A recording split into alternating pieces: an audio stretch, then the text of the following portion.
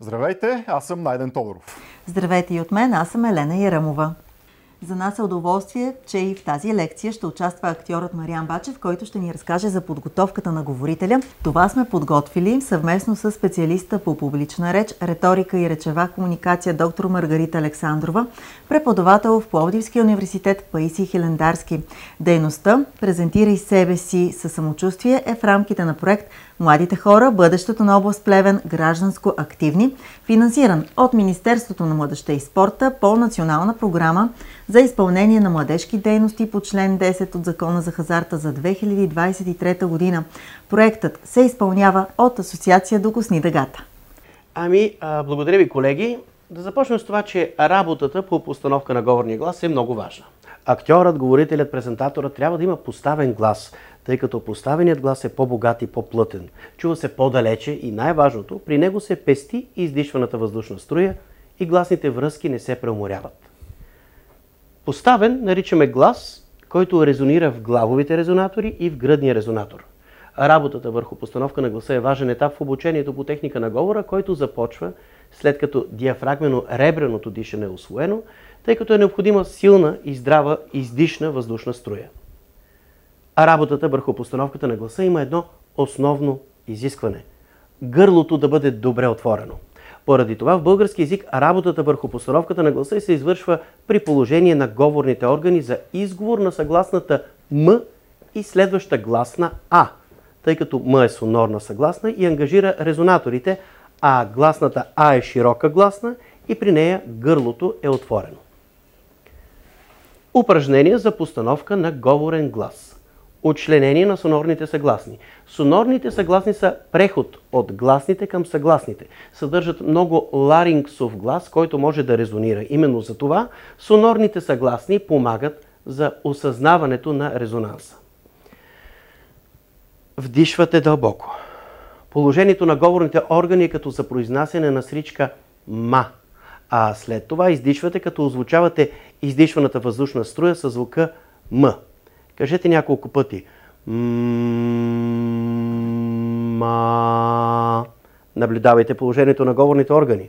Поставете ръка на главовите резонатори в областта на челото и на скулите, за да почувствате резонанса. Опитайте се да усилите този резонанс, като насочите звука напред и нагоре към резонаторните кухини в главата.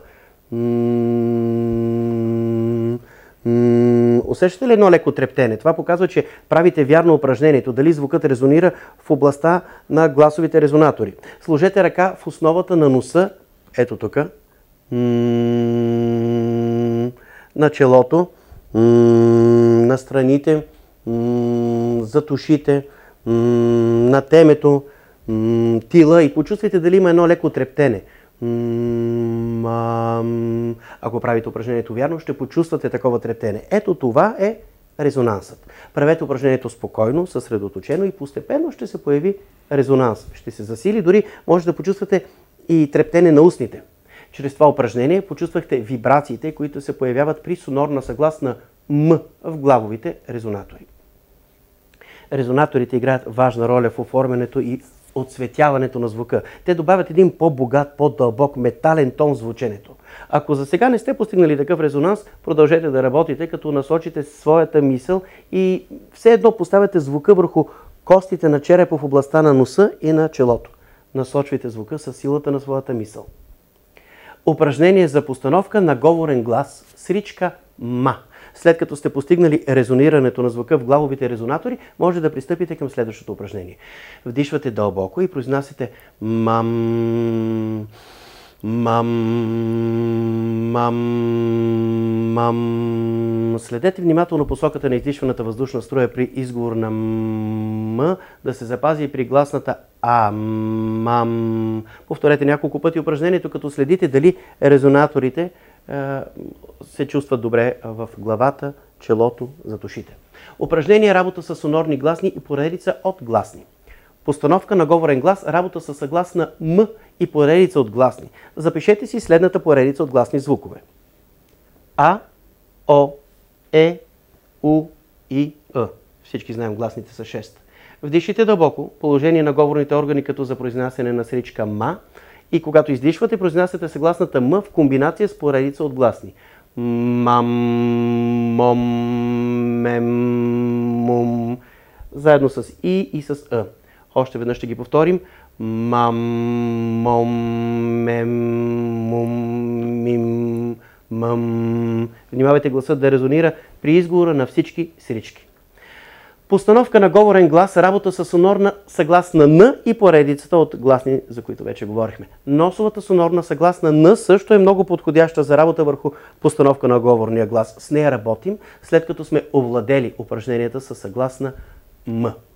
Дълбоко вдишване и при издишването произнасяте съгласната М, след това преминавате към Н. Вдишвайте дълбоко.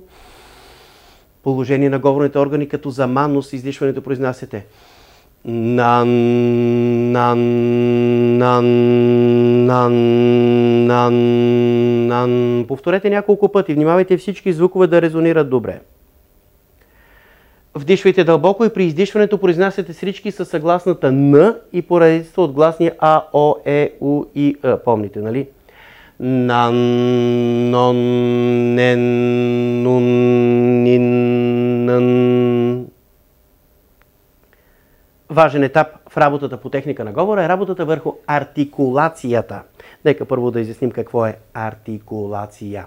Образуването на отделните звукове в устата се нарича артикулация. Артикулационният апарат има много голямо значение, защото именно благодарение на него се артикулират, или както още казваме, учленяват звуковете. Говорните органи се делят на активни и пасивни, в зависимост от това дали се движат по време на артикулацията. Активни органи са гласилките, мекото непце, езикът и устните, а пасивни – твърдото непце и зъбите. Артикулацията заслужава специално внимание. Всеки звук трябва да се произнася точно и с лекота. Артикулационните недостатъци трябва да бъдат отстранени. Така говорителят ще изгради една точна артикулация, която създава ясна и отчетлива дикция. Да, отчетлива се казва. Дикция е едно много важно понятие, което ще използваме в работата по техника на говора. Дикцията е в тясна връзка с артикулацията и с правоговора. Тя представлява реалният резултат от точната артикулация на всеки звук и спазването на правоговорните норми. Дикцията разглежда звуковата реч от гледна точка на точност, яснота и отчетливост. Добрата дикция означава четливо и ясно изговаряне на думите и фразите, чисто звучене на всеки гласен и съгласен звук. Ясната и точна дикция е едно от най-важните качества на речта пред аудитория. Дикцията е особено важна за всеки, който говори пред слушатели. Лошата дикция на говорителя може да отвлече вниманието на слушателите от съдържанието на казаните думи. Неточната, неясна дикция е обект на подражание от страна на децата и може да развали дикцията или да доведе до говорни дефекти при много от учениците. Затова в тренировъчната работа се работи за овладяване на познания и навици, за правилно учленяване, за точна артикулация на всички звукове в български език и създаването на навици за тяхното вярно, точно изговаряне. Работа върху съгласна Л.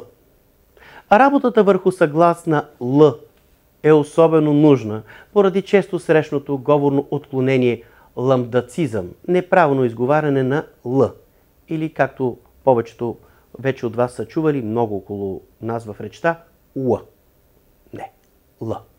Упражненията имат за цел да се уточни правилното артикулиране на съгласната, да се посочи, че верният начин за учленение е като върхът на езика се допира до основата на горните резци и венеца. Средната част на езика се отпуска надолу, а задната се издига нагоре. Устните не взимат участие в учленяването на звука. И затова казваме, че Л е нелабиален звук. Не участват устните. Ето го. Л, Л, Л, Л и Л, Л, Л, Л. Не трябва да участват устните. Наблюдавайте при изговора положението на говорните си органи. За да избегнете неправилното учленяване на Л, упражнявайте се да произнасяте съгласната най-напред в срички с средноезичните гласни Е, И, а чак след това с задноезичните гласни. Повторете многократно. Ли, ле, ли, ле, ли, ле, ли, ле. А сега помислете за ла, л, ла, л, ла, л, ло, лу, ло, лу, ло, лу. следете внимателно дали правилно учленявате съгласната. Върхът на езика трябва да се допира до основата на горните резци и венеца. Това правило важи и при комбинацията на Л в срички с гласните О, У, където не трябва да се учленява съгласната Л с устните. Да не се получава Ло, Лу, а да става Ло, Лу. Упражнявайте срички с съгласна Л, за да затвърдите правилното й учленение. Упражнение за правилно произнасяне на звук Р. Произнесете звука Р, като внимателно наблюдавате артикулационния механизъм. Сравнете начина, по който го произнасяте със следното описание. Българският звук Р има особени артикулационни характеристики, които го правят труден за произнасяне както за чужденците, така нерядко и за българите.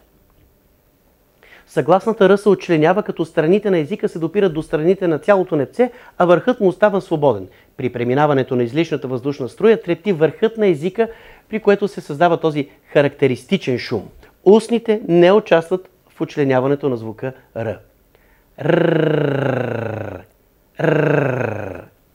Ето сега ще направим и упражнение за артикулация. Раздвижване на езиковия връх. Кажете няколко пъти Д, Д, Д, Т, Т, Т, като внимателно наблюдавате положението на говорния си апарат.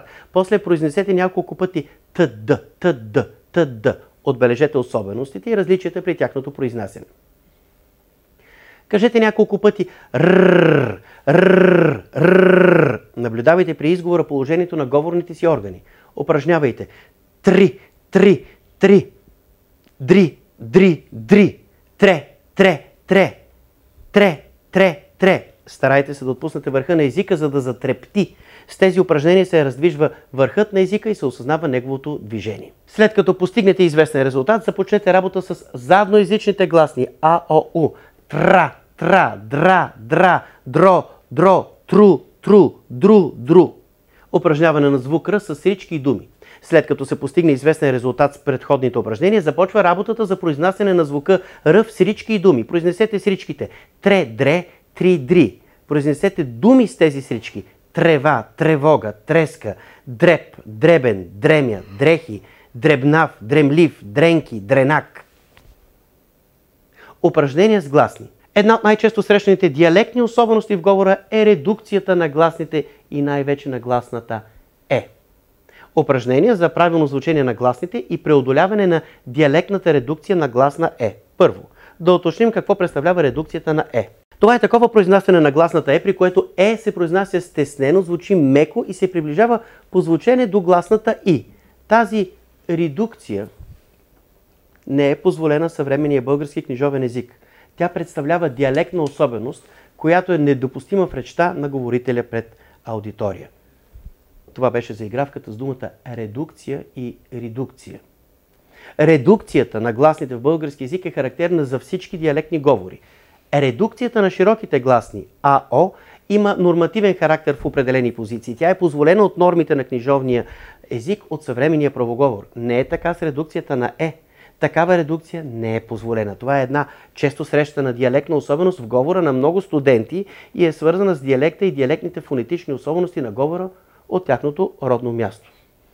Може да се каже, че това е най-често срещаното диалектно-фонетично отклонение от книжовния говор, което се среща твърде масово и придава на говора особено простовато, да го наречем, звучение. Затова отстраняването на редукцията изисква специално внимание и грижа.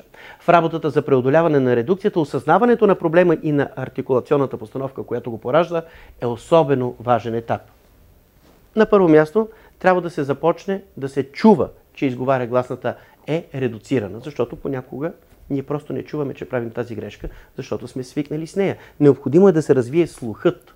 Едва след това започва работата по отстраняване на редукцията. Изговаряне на поредица от гласни И, Е, А, О, У, Е. Вдишайте дълбоко и с издишването изговаряйте активно гласните.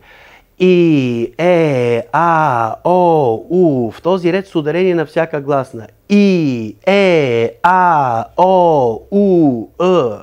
Преди упражнението се прави описание на артикулационните положения на всяка гласна. При изпълнение на това упражнение внимавайте всяка гласна да бъде добре оформена. Прецизно следете за правилната постановка на речевия апарат при произнасянето на всеки гласен звук. Не бързайте, намерете точната артикулационна позиция на гласните звукове и я запомнете. Упражнявайте гласните. Изпълнете задачата в още един вариант. Вдишайте дълбоко и изговорете само един ред, като поставяте ударение първо на първата гласна, след това на втората и после на всяка следваща гласна. Поемете въздух и тогава започнете да произнасяте на следващия ред гласни. И, а, о, у, и, а, о, у, и, а, о, у, и така нататък. Упражнение с гласни дифтонги. Вдишвайте дълбоко и с едно издишване изговорете цялото упражнение с гласни. И, а, о, у, я, йо, ю, я. И, и така нататък. Изговорете активно, както гласните, така и дифтонгите, като поставяте ударение на всяка гласна и дифтонг. Внимавайте всяка гласна да бъде изговорена ясно, точно и отчетливо. Работа за преодоляване на редукцията на гласна Е. Преди упражнението се повтаря описаното вече положение на артикулационните органи при изговарянето на всяка гласна. Важно е да бъде обяснен механизмът на произнасяне на редуцираната гласна Е. Затова в процеса на работа трябва не само да се разбере, но и да се почувства артикулационния механизъм. Наблюдаваме артикулационния механизъм експериментално. Всички, които гледат нашето видео, трябва неколкократно да повторят гласни И, Е, за да почувстват и осъзнаят разликата в артикулационната постановка. И, Е. И, Е. При наблюдението се установява, че при гласна И челюстният ъгъл, разстоянието между горните и долните резци, е по-тесен, отколкото при гласна Е. И, Е. След това се поставя задачата изговорете звук Е с постановка за звук И с стеснен челюстен ъгъл.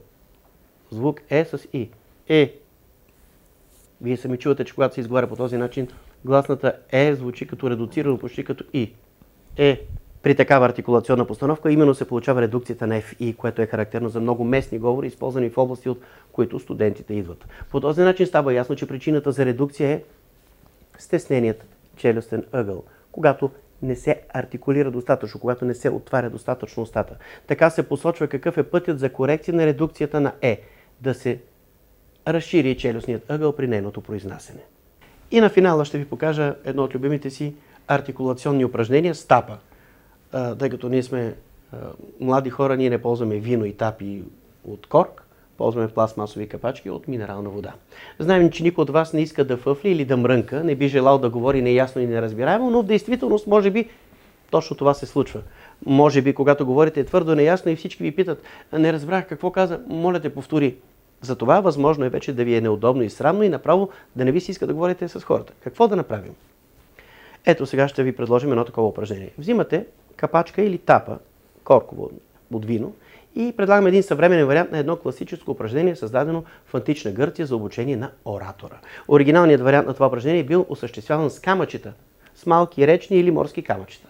Ораторът се упражнявал да преодолее своите говорни и вокални недостатъци, като многократно е произнасял думи и фрази с камъчета в устата. Ние ще изпълним това упражнение в съвременен вариант с тапа или капачка, така че имате задача да си осигурите една такава коркова тапа от бутилка или просто обикновена пластмасова такава. Мисля, че това няма да ви затрудни. Една тапа или капачка е абсолютно достатъчна.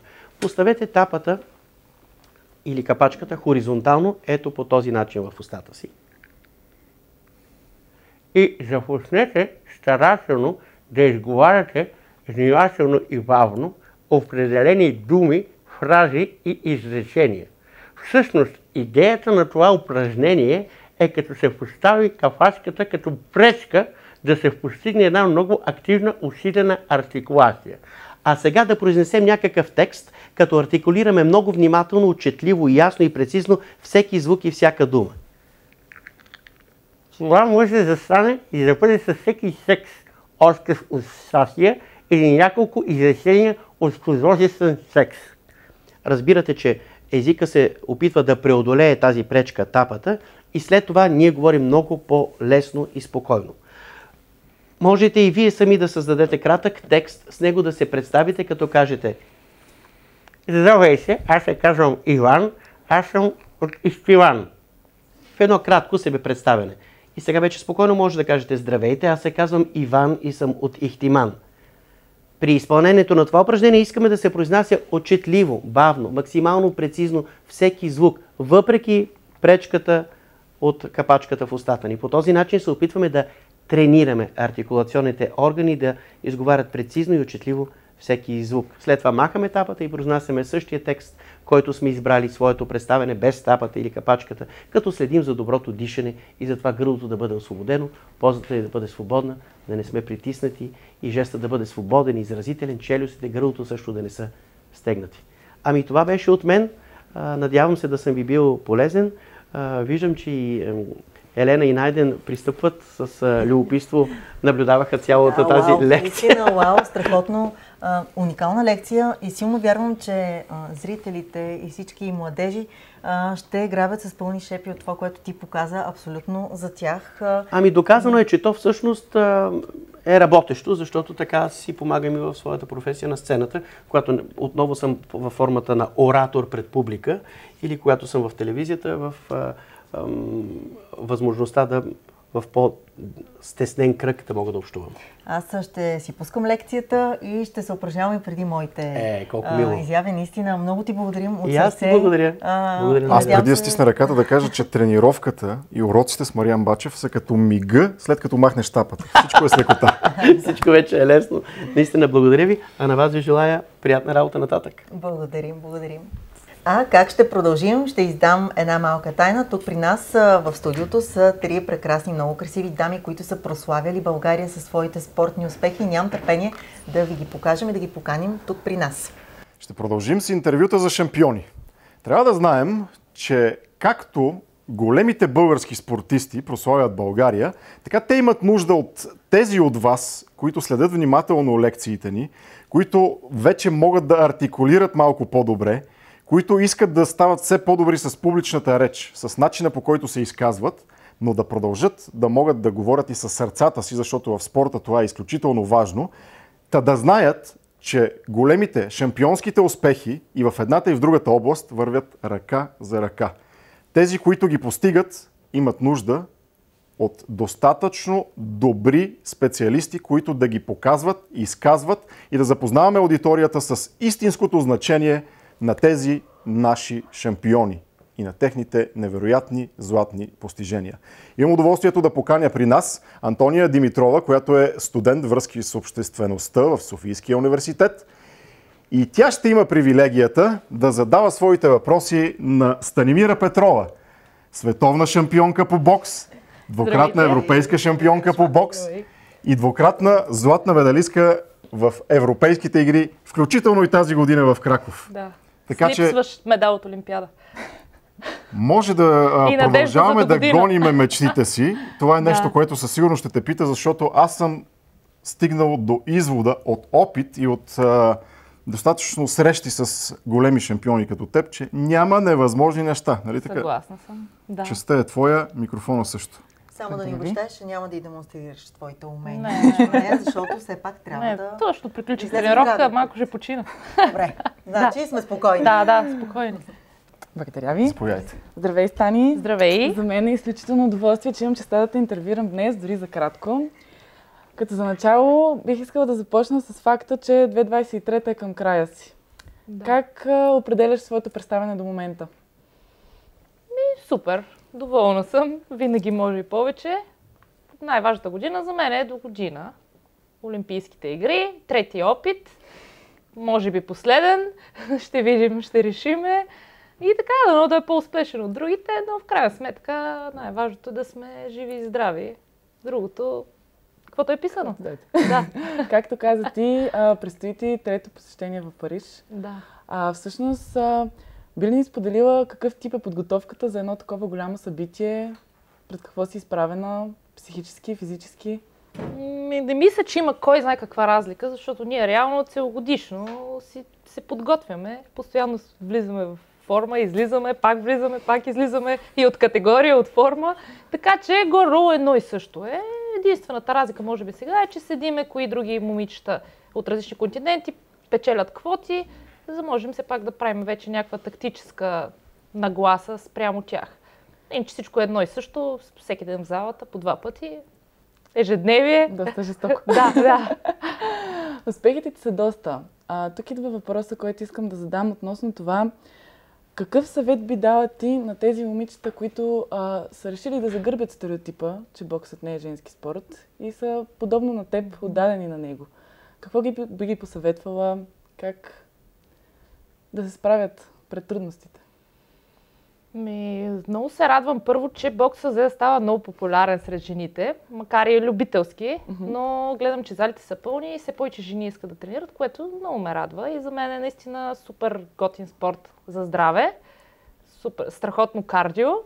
А за тези, които искат да са професионални състезатели, за съжаление, те са много малко при момичетата и се надявам да има повече, защото, както виждате, нито съм мъж, нито говоря като мъж, не изглеждам като мъж, така че това, че е мъжки спорт, важното е на човека да му харесва, а за всеки един спорт просто не трябва да спират, да продължават. Аз също много пъти исках да се отказвам, но ето, че пак съм тук.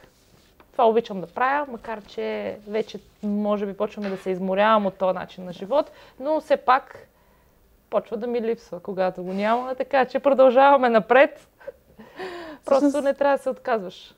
Точно така, не трябва да се отказваш. Какво стои за тази мотивация? Най-лесно е да кажем, когато получаваме победа, е лесно да сме мотивирани. Ти самата каза, че не винаги победата е това, което получаваме. Да. Има и загуби. Така е. Как поддържаш духа си? Хората покрай мене най-много ми помагат. Има хора, мотиватори, семейство, приятели, всички, които са покрай мене. А пък най-вече е това, че го обичам бокса, аз го живея. Нали? Той не е просто спорт или просто някаква професия, която ми носи доход. Просто аз го обичам да съм в залата. Начин на живот. Да, това ми е начин на живот и затова продължавам. Добре. Със сигурност пред тези години си се срещала с много трудности, както ти спомена. Откривала ли си частица от себе си именно чрез преодоляването им? Всеки път. Всъщност след всяка загуба ти трябва да се изправиш и тогава откриваш нови суперсили в себе си, всъщност които не си вярвал, че ще можеш да ги преодолееш. И то така и с живота. Всъщност всяка трудност, която преминеш, ти ставаш все по-зрял, все по-силен, по-мъдър и по-силен. Разбира се. А преди Париж, очакват ли те други състезания? Да, започваме с турнир Странджа февруари месец, след това имаме европейско първенство, може би някои турнири, олимпиадата, после имаме световно и така, до година е доста сериозна година, ама тъкмо ще съм навършила 33, Христовата възраст. Ще ти носи късмет. Да. Добре, разбрахме значи за целите и за амбициите. Тогава за финал бих те попитала, имаш ли си идол, който така да те бута напред към успеха? Възхищавам се на всеки спортист, който е успял. А за бокса не, аз казвам, че аз ще съм идол на другите хора, така че не искам да поддържавам и да имам лимит на възможности и развитие. Много ти благодаря за искреното мнение. Благодаря. Много ви благодарим. И ние благодариме. Ние благодарим. Стойте само за секунда, защото все пак ние трябва да ви анализираме тук според... оценки. Да. Какво да кажа, аз съм много очарована. Станимира си я знаем. С нея толкова пъти сме правили интервюта, с нея каквото и да кажем ще бъде малко освободена, с усмивка, толкова лесно и толкова приятно да интервюираш, особено когато е постигнала, разбира се, успех. Искам да те поздравя, защото беше много освободена, според мен, по време на интервюто. Може би и ти ще си кажеш. Връзките с обществеността този път беше превърнато в пълна връзка с събеседника. Благодаря ви. Слушаше я какво ти говори, което е много важно нещо, защото, както Найтен каза в предишното интервю, може да изпуснеш много важни моменти, ако не слушаш събеседника си, защото там може да се крие новината. Имахте усмивки една срещу друга, имахте контакт с очите, което е изключително важно. Разбира се, го употреби веднъж, добре, също го употреби веднъж и разбира се, Станимира ще каже сега, че в тренировките е най-важно да има лека позитивна критика. Защото само така след това ще се стигне до най-високите резултати. Не знам, аз ще дам отличен 6, пък вие вече като експерти. Ние ще сложим минуса, за да има винаги къде по-нагоре. Изключителен контакт. В моментите, в които ти бе потопена в разговора и искаш да се сетиш кой е най-подходящия начин да прелееш към въпроса, използва веднъж добре, за да можеш да превключиш колелото, след което разбира се, за да може отново да се включи колелото, задавай директно въпросите. когато си пред аудиторията, хората не чакат от нас да чуят добре или да мислим пред камерата какво да попитаме, защото ти си уверена, ти си усмихната, ти беше се подготвила за нея. Ти беше не спаринг партньор, ти беше като на финал на Олимпийските игри, така че до година ти пожелавам, след като тя вземе злато, отново да направиш интервю, без добре и без разбира се. Нали така? Благодаря ви много. А сега продължаваме с още две дами, които ще влязат при нас в студиото. Иванина Игнатова, студент по журналистика в Софийския университет, ще има честта да интервюира кого? Ще има честта да интервюира момиче, жена, шампион, горда българка, момиче, с което сме плакали и по радостни, и не по радостни поводи. Момиче, с което аз съм имал гордостта да правя не едно и две интервюта. Момиче, което се разви до жена, развиваща спорта в България и така както го правеше първо с отбор ансамбъл по художествена гимнастика, второ с финес, такъв какъвто само тя може. Трето, абсолютно неподправено, като истински човек. Така съм я посрещал на летището в София и с бронзовия и олимпийски медал. Така съм я посрещал на летището в София и при мигове, в които е трябвало просто да се прегърнем и да поплачем, независимо, че по принцип сме от другата страна на бариерата. Единият в ролята на журналист, другия в ролята на голям шампион и голям човек. Това е Ренета Камберова. Имаш наистина уникална чест да говориш с такъв човек, така че Рени, заповядай при нас. Много ни е приятно, че ще озариш нашата студио. Много благодаря за това хубаво представяне. Почти ме просълзихте. Както знаеш, винаги най-важното нещо е и въпросите, и думите да идват от сърце. Всичко останало е просто магия. Абсолютно. Заповядайте. Микрофонът е твой. Благодаря. Направих едно чудесно представяне за теб, но аз като студентка по журналистика няма как да не те попитам всъщност как една спортистка, гимнастичка се оказа магистър по журналистика. Да, всъщност това е моята първа магистратура, спортна журналистика. Ами нещата се получиха много естествено. По време на целия ми кариерен път, всъщност ние доста общувахме с журналисти, както вече споменаха, и за добро и за лошо. И винаги ми е било много интересно да видя какво е от другата страна. Доста често с момичета в ансамбъла така сме се шегували една на друга и след успех или неуспех сме си задавали въпроси, нали, все едно държим микрофона. Вие какво ще кажете по повод на това, примерно, че сбъркахте 5 пъти? Или пък, разбира се, за хубаво в кръга на шегата. Така че нещата се случиха естествено. Целият ансамбъл записахме магистър спортна журналистика, заедно го завършихме. И не съм го практикувала, но пък доста ми помага в работата, тъй като тя е свързана с организационна дейност. И така винаги това да умееш да водиш едно събитие, да умееш по някакъв начин да грабваш хората и тяхното внимание, смятам, че идва именно от интереса ми към журналистиката. Тоест в момента говоря с една колега, може да се каже, моя разговор. А ти спомена сегашната си дейност. Всъщност каква е тя? С какво се занимаваш след спорта сега? От доста дълги години отговарях, тъй като сега има малко промени, за спорта в град Пазарджик.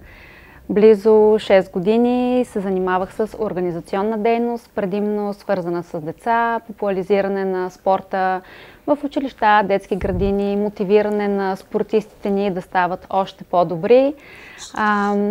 Сега съм се насочила към 2 мои лични проекта, които естествено са свързани отново с този вид организационна дейност. И вярвам, че това, в което съм най-добра, е това да мотивирам и да помагам на хората. Така че, общо взето, продължавам в тази посока. Всъщност, преди да постигнеш всички свои успехи, да се окичиш с всички медали, ти си била определена за безперспективна. Това как успя да го преглътнеш и да продължиш да се бориш за спорта? Ами, какво да ви кажа? Това доста спортисти, нали, минават през такива етапи. За някои ти си най-добрия, за други имат други с повече качества. Аз като цяло съм се научила това да ме мотивира. Кажи ми, че не мога нещо и ще го направя 3 пъти. Така че смятам, че ако променим начина си на мислене и това, когато някой ти казва не можеш, ти го превърнеш в своя сила, да искаш да покажеш, че можеш и това не те отчаива, а точно обратното, нахъсвате, хората много по-лесно ще се справят с... Нали, живеем в свят, в който най-малкото социалните мрежи, всеки е получавал някаква критика, без значение дали е спортист или пък не. Така че не смятам, че трябва да се влияем до толкова от тези неща. По-скоро трябва да си поставяме високи цели, да ги преследваме. А пък сега кой какво си мисли, важен е крайният резултат за всеки един от нас. Така е. Ти си всъщност вдъхновение за много млади момичета, не само гимнастички. Била си 3 пъти жена на годината в категория спорт. Тежи ли тази отговорност толкова млади момичета да гледат към теб и да се вдъхновяват от теб? Не. Изобщо не ми тежи. Точно обратното. Опитвам се самата аз да надграждам себе си и, както нали, се казва, да належа на стари лаври. Съвсем наскоро получих и още една награда за лица на гордост в град Пазарджик, което много ме зарадва, защото всъщност това е първата ми награда след спорта. Това показва, че когато един човек е добър в една сфера, той може да развие потенциала си и в следваща такава. Опитвам се да съм пример за младите, но като казвам пример, по-скоро поведение, отношение, позитивно настроение за това как трябва да общуваме с хората, да ги уважаваме, да ги изслушваме. Доста контактувам с момичета, тинейджърки. Всичко е важно, от това как се изразяваш до това как си облечен, защото в крайна сметка нали, ти си пример. Но наистина вярвам, че мечтите се сбъдват, те са цели и това е което всеки един от нас трябва да прави. Просто да мечтае. Големи мечти. Ти си всъщност едно доказателство за това. Много ти благодаря. Беше ми много приятно. Благодаря. Аз лично много се наслаждавах на тези интервюта. Рени, и за нея каквото и да кажем, просто страхотна е, хубаво е да виждаме в тази светлина. Много се радвам, че тя и след спорта пък се развива толкова успешно, толкова хубави неща прави за Пазарджик, такива прояви са изобщо за спорта, за младежта. И наистина е пример какъв трябва да бъде един спортист, след като приключи активната си състезателна кариера. Лекотата, с която вървеше разговора, разбира се, винаги е привилегия да говориш с хора като Рени, защото каквото и да питаш, имаш какво да чуеш и къде да се хванеш. Хареса ми и момента, че не остави въпроса да потъне в нищото, това, че тя в момента е и пример за младите момичета, че ходи и среща се с тях. Разбира се, ако имаш повече време, можеш да питаш и тя като малко момиче, дали е имала човек, който да я хване, да й покаже пътя. Но беше хубаво, че веднага дръпна този следващ отговор. Малко повече смелост. Това е нещо, което трябва на големите шампиони. Това отново Рени според мен ще ни го каже, защото разликата между тези, които тренират много и заслужават, и онези, които тренират много, но стават шампиони, понякога е тази смелост. На теб ти трябва малко повече опит, със сигурност, и изобщо не се притеснявай, защото какво каза тя? Мечтай смело. Ако искаш да станеш голям спортен журналист, голям политически журналист, голям журналист в която и да е област, нещо, което ти е интересно, просто трябва да следваш тази мечта. А сега ще поканя отново при нас Християна Стойчева, студент по журналистика в Софийския университет. Тя вече загряла след упражненията на Мариан Бачев и ще направи едно много интересно и специално интервю с една от най-големите звезди на българския спорт. Коя е тя? Имах удоволствието да й подам бяло-зелено-червеното знаме в Токио, което беше един от най-вълнуващите моменти за мен, защото беше миг, след като тя стана олимпийска шампионка и аз бях слушал химна на България заради нея. Тя знае как се загрява, не за интервюта, а за много по-сериозни битки. Тя знае какво и да си на върха, и на олимпийския връх, и на класацията спортист номер 1 на България, защото тя стана спортист номер 1 на България за 2021 година. Именно след като сред 5-те олимпийски кръга отново чухме българския химн. И сега Християна ще има това щастие да направи това интервю с Ивет Горанова. Заповядайте. Здравей, Ивет, много ни е приятно. А мен също, радвам се да видя. Успех. Успех. Ние ще наблюдаваме. Изпращам една успешна година, както в личен, така и в професионален план. Най-големите ми успехи тази година са второ място на европейските игри и второ място на световно първенство. Разбира се, очаквах повече, очаквах първи места, отидох за тях, но не винаги получаваме това, което искаме. Може би някъде не съм дала всичко от себе си и заради това и не съм получила златото, но приемам всичко като мотивация, за да продължа напред и следващия път да направя това, което искам. А какво предстои за следващата година? Какви са твоите планове?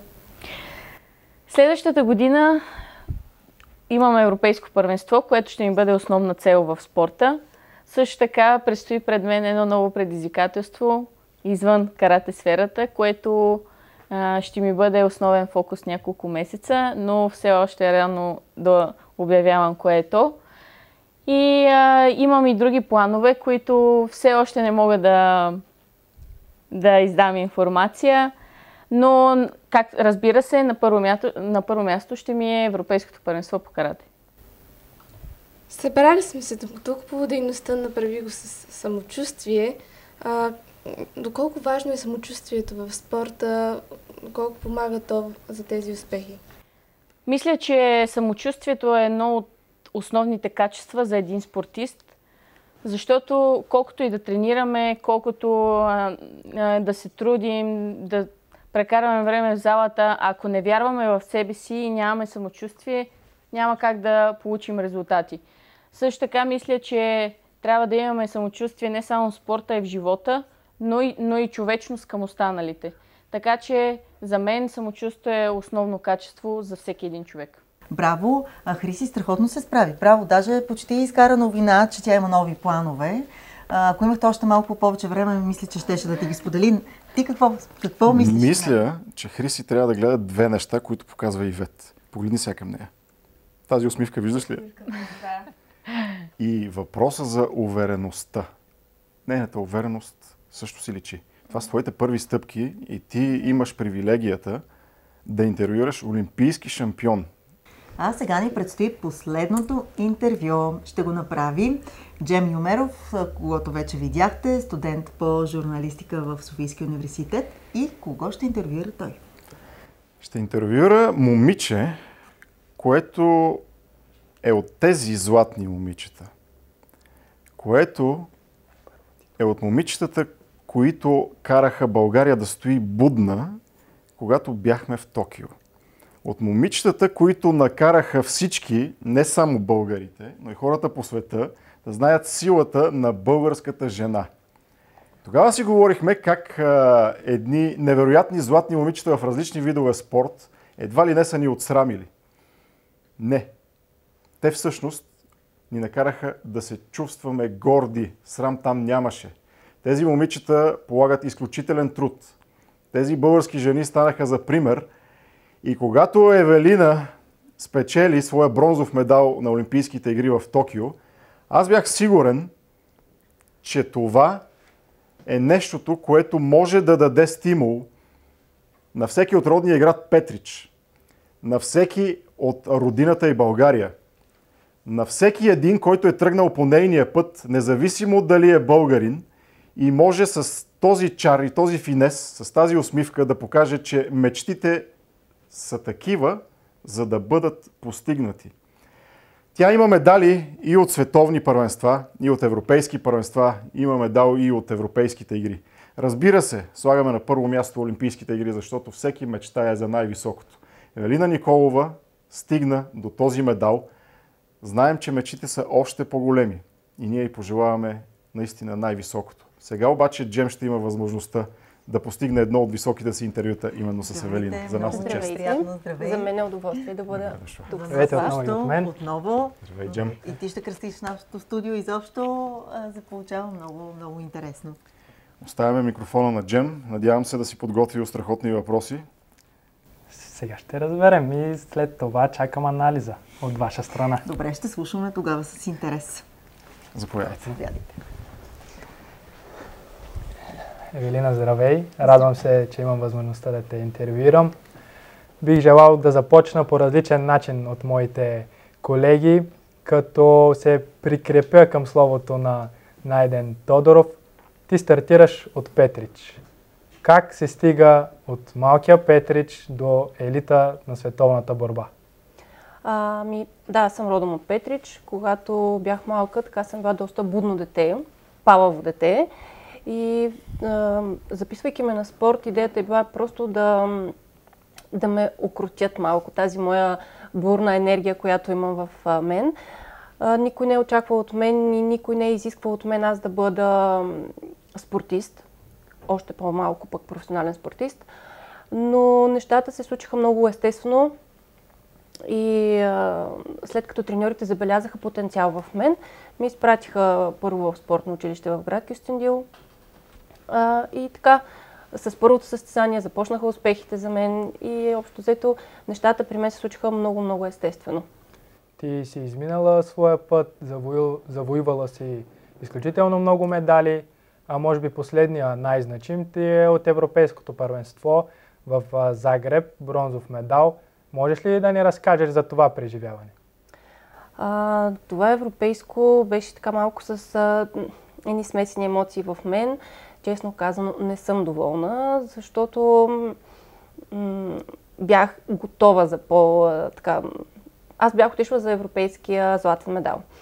Защото в моята кариера какво ми липсва? Европейска титла, световна и олимпийска. Както аз след самото състезание казах, ако европейската и световната титла са за някой друг, за мен е запазена световната олимпийската титла, окей, аз избирам олимпийска титла.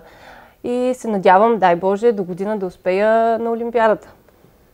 Ти сама направи прехода, предстоящата 2024 олимпийска година.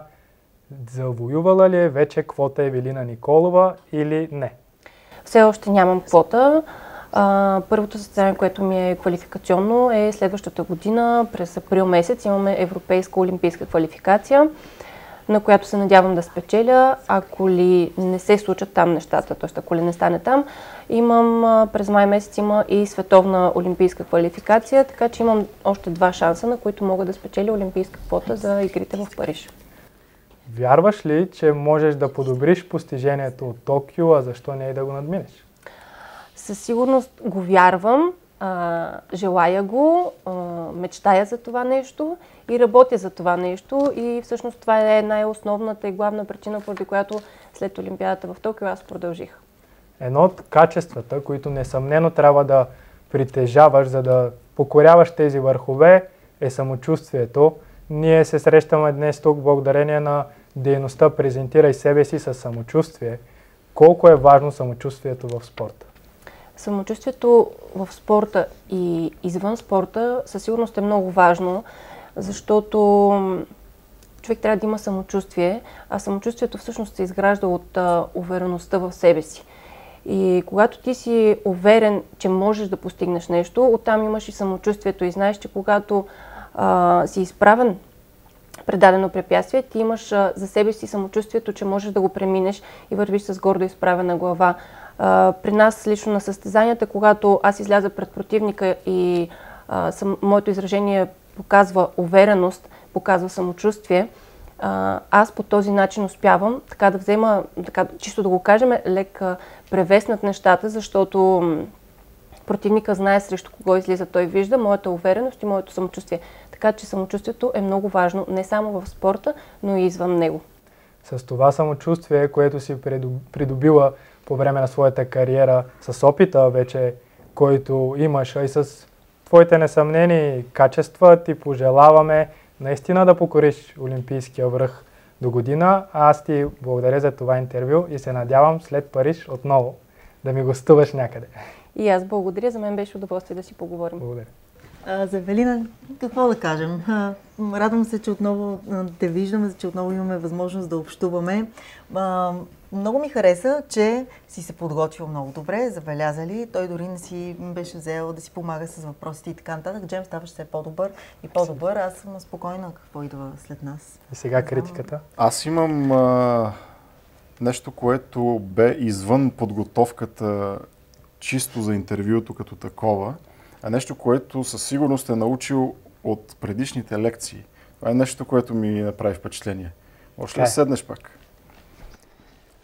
Каква беше позицията на ръцете? само пръстите се допират на двете ръце. Не ги затварям, не ги поставям по този начин, както научих от Мариан Бачев. И разбира се, изправен доколкото е възможно, не кръстосвам краката. На мен лично ми е най-удобно левия крак да ми е пред десния, което също така излъчва една увереност, отвореност към публиката и всичко това, разбира се, го научих от лекциите. Една идея по-изправен. Това е малката критика, която все едно не съществува. Трябва да я кажа само за да има критика. Мисля, че Мариан ще е много доволен. Просто много добър ученик, така че браво. Това е нещо, което забелязах аз. Интервютата на Джем и преди това бяха с много добра подготовка, но имаше малка липса. Именно след тези лекции тази липса беше попълнена. Всеки един от вас може да попълни своята липса, именно слушайки внимателно всеки един детайл, всяко едно малко зрънце от тези изключително полезни за всеки един от нас, дори и за нас с Сели. И за нас, разбира се, ние надграждаме. Ние стояхме Сели и се учихме. Така е. Израснахме, докато водихме тези лекции. Така че благодаря на хората, решили да организират това, за да бъдат полезни. Когато ги минете, дали отгоре, дали намирайки нещо, което наистина ви е докоснало малко по-дълбоко, със сигурност минете и натам да предадете нататък, защото това е най-важното нещо, на което се учим заедно, събрани като отбор. Че всеки един от нас е добър в дадена област и може да направи така и хората около него да бъдат малко по-добри. Още веднъж искрени благодарности. Да, и да благодарим на доктор Маргарита Александрова, преподавател в Пловдивския университет, която също работи много по тези лекции и прекрасен преподавател, и от нея също толкова много научихме. Така че се надявам, ще се видим в следващите проекти пак заедно. Тя беше кладенеца, извора на тази изключително полезна информация за всички нас. Тук е момента да кажем, че темата подготвихме по проекта Младите хора, бъдещето на област Плевен, гражданско активни, финансиран от Министерството на младежта и спорта по национална програма за изпълнение на младежки дейности по член 10 от Закона за хазарта за 2023 година. Проектът се изпълнява от Асоциация Докосни дъгата.